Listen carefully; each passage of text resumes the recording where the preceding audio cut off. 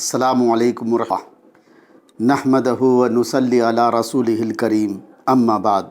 بزرگوں اور دوستو، اب چند ہی گھنٹے باقی رہ گئے ہیں کہ رمضان المبارک کا آغاز ہوگا۔ اس کی رحمتیں اور اس کی برکتیں ہم پر نازل ہوں گی انشاءاللہ۔ جب رجب ہی سے رمضان کی تیاریاں شروع ہو جاتی تھیں، مسجدوں کو رنگ و روغن کیا جاتا تھا، فرش کی صفائی ہوتی تھی، نئے جانماز بچھائے جاتے تھے، امام صاحب اور مؤذن صاحب ایک مہینہ پہلے سے ہی تیاری کرنے لگتے تھے، اور جب چاند نظر آتا تو مساجد بھر جاتی تھیں۔ مرد، بچے، بوڑھے اتنے دکھائی دیتے کہ مسجدیں کم دامنی کا شکوہ کرتی رہتی تھیں، مسجدوں میں تلاوت قرآن کی آوازیں گونجتی رہتی تھیں۔ لیکن اب شاید ایسا نہ ہو سکے۔ پوری دنیا کے علماء کا متفقہ فیصلہ ہے، کرونا وائرس سے اپنی جان بچانا واجب ہے، اپنے آپ کو ہلاکت میں ڈالنے سے بچانا چاہیے۔ اس بات سے ہر مسلمان کے دل میں خدش تو ہے، لیکن روزے تو ہم کو رہنے ہیں، روزوں کا اہتمام تو ہم کو کرنا ہے۔ پھر ایک طرف موسم گرما بھی اپنی عروج کو پہنچ رہا ہے، پھر شاید اشیاء خورد و نوش کی کمی پڑ جائے، اس کی دستیابی آسانی سے نہ ہو۔ ان حالات میں جو روزے رہیں گے ان کو اس کا اجر بھی اس سے زیادہ ملے گا۔ ناظرین اکرام، نبی کریم صلی اللہ علیہ وسلم لوگوں کو شوق دلانے کے لیے شعبان کے آخری دنوں میں خطبہ دیا کرتے تھے، اور یہ حدیث حضرت سلمان فارسی رضی اللہ تعالیٰ عنہ سے روایت ہے کہ نبی صلی اللہ علیہ وسلم آخری دنوں میں لوگوں کو جمع کر کے خطبہ دیا کرتے تھے، جس کا خلاصہ ہے: یا ایھا الناس قد اضلکم شہر عظیم، شہر مبارک، شہر فیہ لیلۃ خیر من الف شہر، جعل اللہ صیامہ فریضہ۔ یعنی کہ اے لوگو، تم پر ایک عظیم الشان مہینہ سایہ فگن ہو رہا ہے، یہ برکت والا مہینہ ہے، یہ وہ مہینہ ہے جس میں ایک رات 1000 راتوں سے بہتر ہے، اور اللہ نے اس ماہ کے روزے فرض کیے ہیں، اور اس کی راتوں کو جاگنا، ان قیام کرنا نفل قرار دیا گیا ہے۔ یہ بات قرآن مجید میں بھی آئی ہے۔ اللہ تعالیٰ نے ارشاد فرمایا، سورہ بقرہ کی آیت 182 اور 183 کا ایک جز ہے: اعوذ باللہ من الشیطان الرجیم، بسم اللہ الرحمن الرحیم، یا ایھا الذین آمنوا کتب علیکم الصیام کما کتب علی الذین من قبلکم لعلکم تتقون ایاما معدودات۔ اے لوگو جو ایمان لائے ہو، تم پر روزے فرض کر دیے گئے ہیں، جس طرح تم سے پہلے انبیاء کے پیرووں پر فرض کیے گئے تھے، تاکہ تم میں تقوی کی صفت پیدا ہو۔ پھر دوسری آیت میں فرمایا گیا، یہ چند مقررہ دنوں کے روزے ہیں۔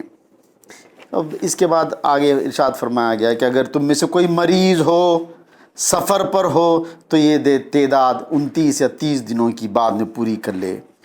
یہاں چند باتیں قابل غور ہیں۔ رمضان کے روزے تمام مسلمان، عورت، مرد، عاقل و بالغ، مقیم اور صحت مند پر فرض کیے گئے ہیں۔ پہلی بات اس میں یہی فرمائی گئی، یا ایھا الذین آمنوا، اے لوگو جو ایمان لائے ہو۔ جو لوگ ایمان نہیں رکھتے ان پر روزے فرض نہیں ہیں، اگر وہ کرتے ہیں تو وہ فاقہ کشی ہے، ان کو کچھ دنیاوی فائدے حاصل ہو تو ہو جائیں، کچھ طبعی اور جسمانی فائدے ہو تو ہو جائیں، لیکن روحانی فائدے جو ہونا ہے، آخرت میں جو اجر ملنا ہے، وہ ایمان کے بغیر نہیں مل سکتا۔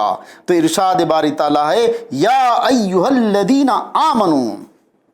سامعین اکرام، ناظرین اکرام، قرآن مجید میں جب کبھی کتبہ کا لفظ آیا ہے تو عموماً اس کے بعد کوئی چیز فرض ہوتی ہے یا کوئی خاص احکام ہوتے ہیں، چنانچہ یہاں بھی فرمایا گیا، یا ایھا الذین آمنوا کتبہ، لکھ دیے گئے ہیں، مطلب فرض کر دیے گئے ہیں۔ کیا؟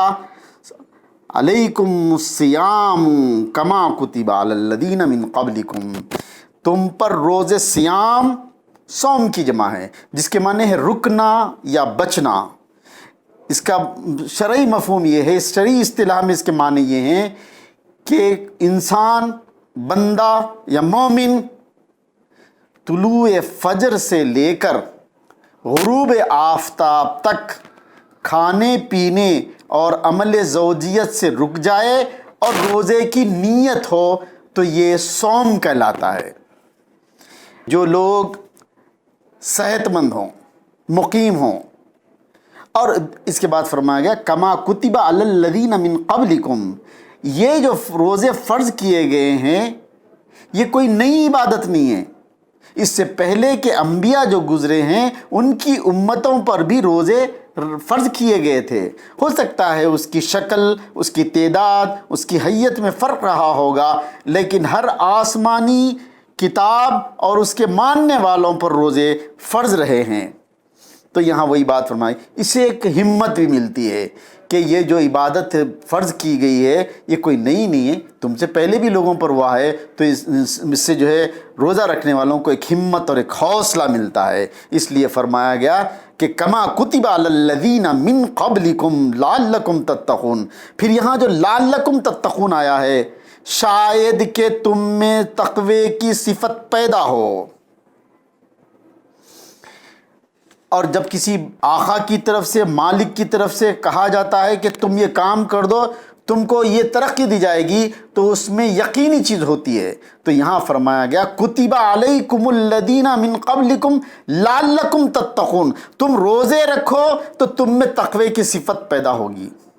ناظرین اکرام، روزہ ایک سالانہ عبادت ہے جس کا انکار کفر ہے، اور بلا عذر شرعی چھوڑنا گناہ اور فسق کی علامت ہے.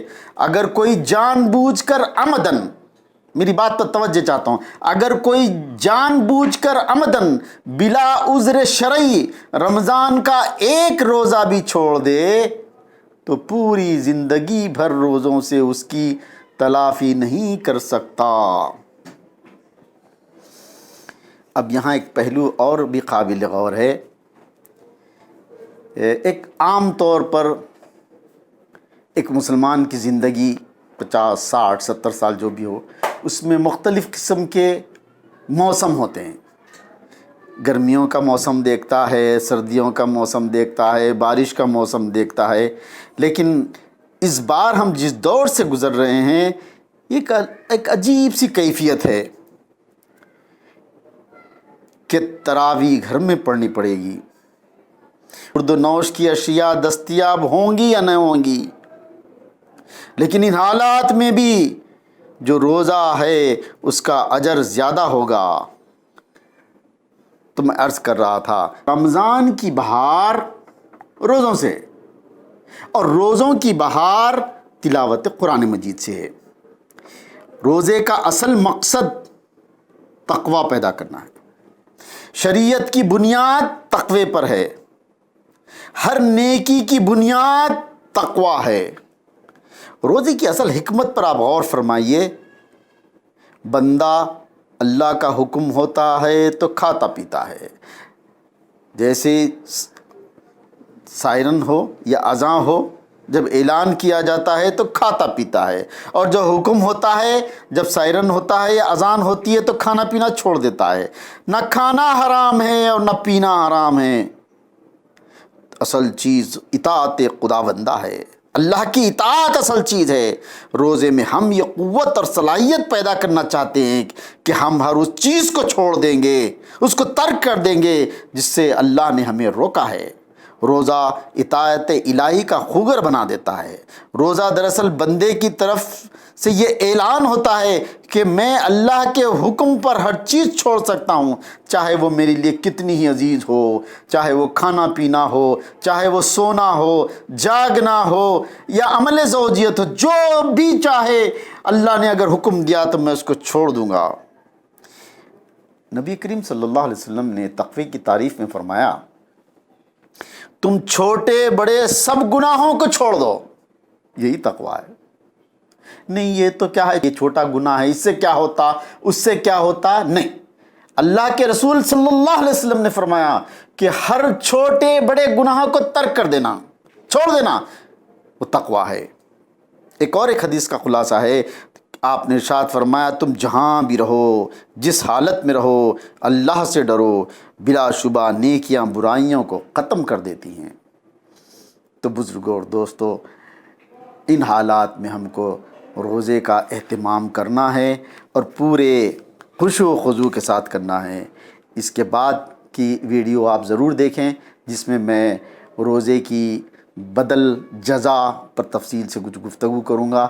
پھر اس کے بعد انشاءاللہ جو ویڈیو ہوگی اس میں رمضان المبارک کا کیا منصوبہ ہو اس پر گفتگو کی جائے گی۔ وآخر دعوانا ان الحمد للہ رب العالمین۔